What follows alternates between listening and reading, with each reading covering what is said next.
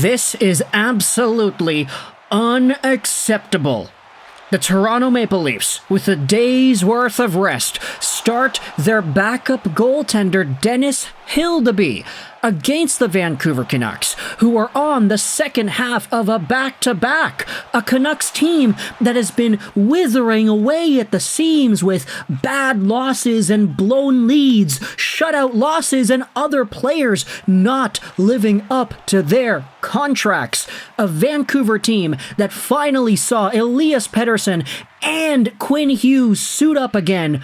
A team that was shut out yesterday by Dustin Tokarski in Carolina. Toronto had all the advantages heading into tonight's contest, and even in the pregame, we were saying Vancouver, they had to stay overnight in Raleigh, they had to take the early plane to Toronto, and they had to quickly settle everything in, get their equipment, get their bodies, get all their staff set up in Toronto, Ontario, Canada. The Canucks were a vulnerable team. But lo and behold, Kevin freaking Lankinen, baby, has himself a shutout! The Toronto Maple Leafs! What the hell?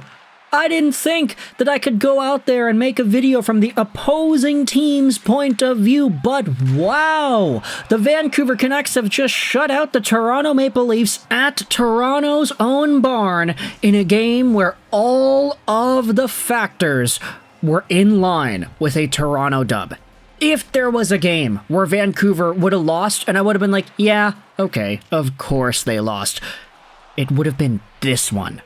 Like, even yesterday, we could, like, jokingly say, yeah, of course they lost. Of course they lost against a Carolina team that was playing their fifth game in 7 nights, and that was on the second half of a back-to-back, and that was starting their backup, Dustin freaking Tokarski, 35-year-old legend from the World Juniors a decade plus ago. We could say jokingly, oh, of course they lost. But this one? If they lost this one, it would have been like, yeah, of course they lost. They were held in Raleigh overnight. The Canucks have had such bad vibes lately, and they're going up against a rested Toronto team that's starting their backup goalie in Hildeby. If there's any reason for Toronto to come out here and win, just look at the evidence. Vancouver had all of this game to lose, but they don't.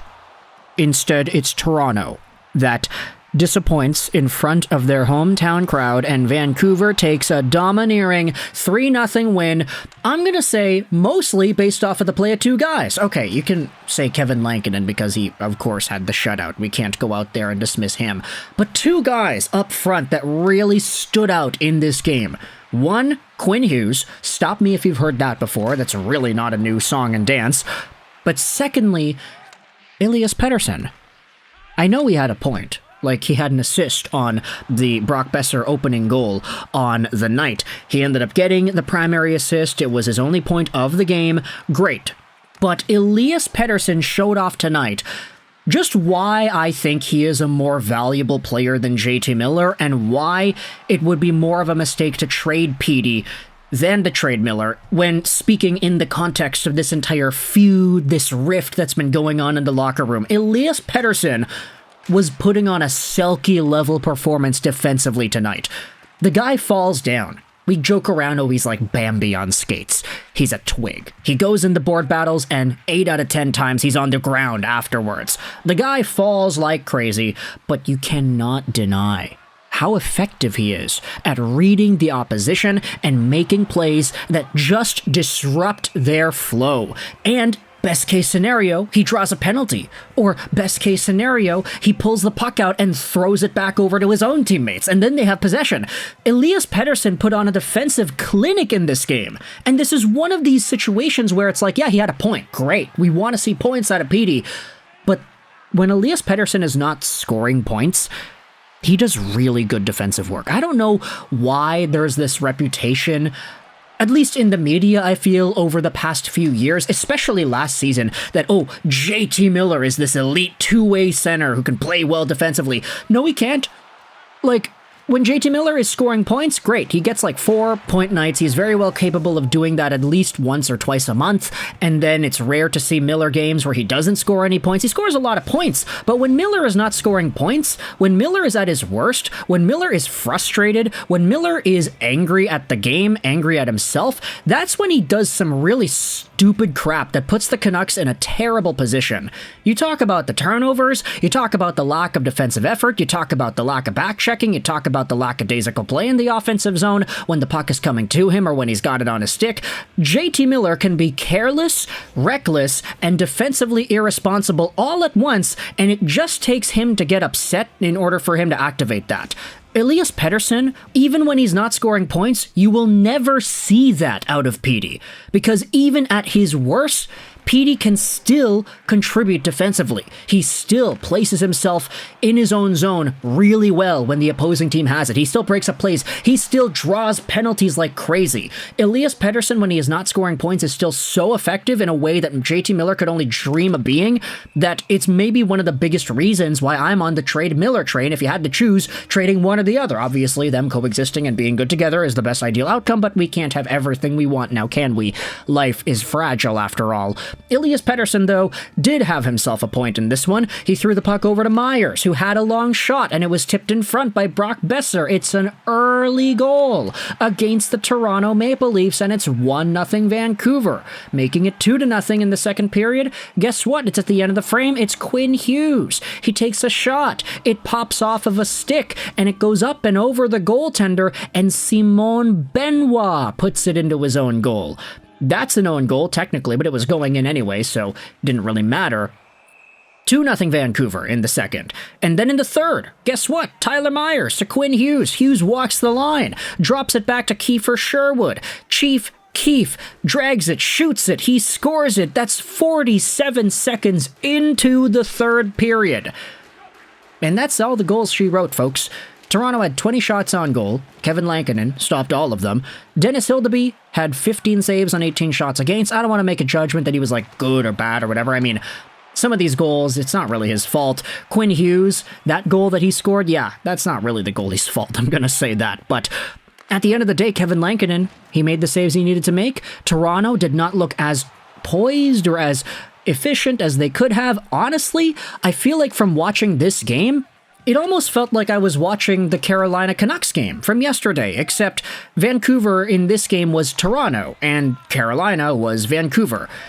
Yeah, no, it's kind of weird, but like, the effort that the Canucks put on display last night is almost like the same effort that Toronto put on display tonight. And I'm starting to think, like, there's got to be some weird mojo going on in that Vancouver locker room that a game like this against Toronto goes the way it does and they look so in control that they're just killing off what Toronto is doing, because obviously you know Toronto has star power. Everybody that we know Toronto has was in this game, and they had rest too. So like, what was that? You get shut out by a vulnerable, creaking at the seams Vancouver Canucks team in front of your home fans? Saturday night, we're in the spot. Don't believe me? Just watch. It's hockey night in Canada, baby. I can't even imagine how much those tickets cost at the... I almost said the Air Canada Centre. No, Scotiabank Arena. That's what it's called. Yes, the Scotiabank Arena. It's been like 7 years. I should probably already know that, but still... Toronto, I get that this is like a really good win for Vancouver, and I don't want to, undermine that. This was a really important morale-boosting win, and for me personally, hey, I've got Quinn Hughes on my fantasy team. My tightest matchup this week had Quinn Hughes as one of my main guys, and he popped off today in a way that I'm super happy to say. I also have Sam Reinhart on 6 out of my 8 fantasy teams, so I'm really eating good today. But yeah, no, I feel kind of bad because on my super tight matchup of the week, the one where Quinn Hughes popped off, I benched Nikolai Ehlers today, and he had 2 goals. I benched him for, like, Arturi Lankinen, who didn't do anything today. So yeah, I'm feeling kind of bad because of that Colorado-Winnipeg game. Anyways, yeah, we just gotta wait and see till that Vegas game comes and goes. I need Jack Eichel to pop off, and then I'll be happy. But still, Quinn Hughes, fantastic. Kiefer Sherwood, I have him too. Fantastic.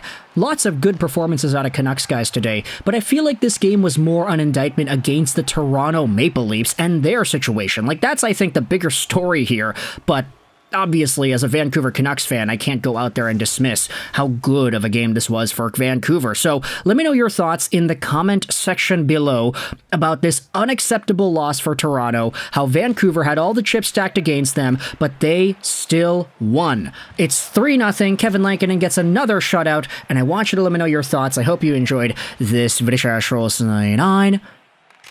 And bye.